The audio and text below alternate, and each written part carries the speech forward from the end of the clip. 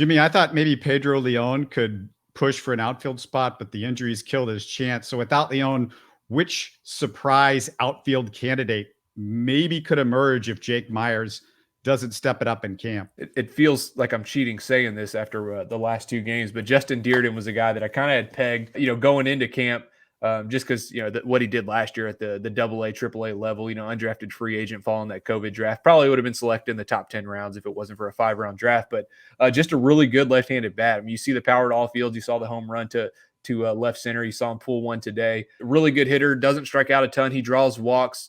Kind of sneaky good athlete. I think he can handle center field. So, like I said, I feel like I'm cheating giving that one based on the last couple of games. He's 3 for 3 so far in spring training, but he seems like one of the guys that if there is an injury or something and we need somebody to step up, somebody added to the 40-man roster, he would be there. One other guy, Corey Julks, we saw him play today, play a little bit of third base, a little bit of outfield, has some pop, University of Houston, collegiate level player. But he's another guy I think could get a chance maybe if Jake Meyers doesn't get that role. It seems like the Astros are still maybe content with that Myers-McCormick battle going on right now. So I'm very interested to see how that plays out this spring, but I do think they have a couple decent options at the AAA level if needed.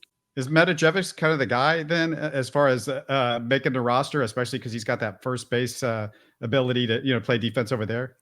Yeah, that's an interesting one. I don't think, I think he's more of a, it's weird. He played second base in college. He's a big guy, but I think he's more of like a first base DH guy. I'm not sure if you're going to want to play him in the outfield. So that may lead them to favor a guy like Jake Meyers, especially with, we've been hearing rumors about it, feels like for a couple of years of Michael Brantley getting some reps at first base.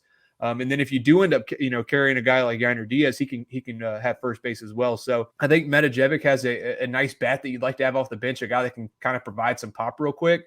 I just don't know if his versatility is going to be enough to carry him in a bench role for the majority of the season.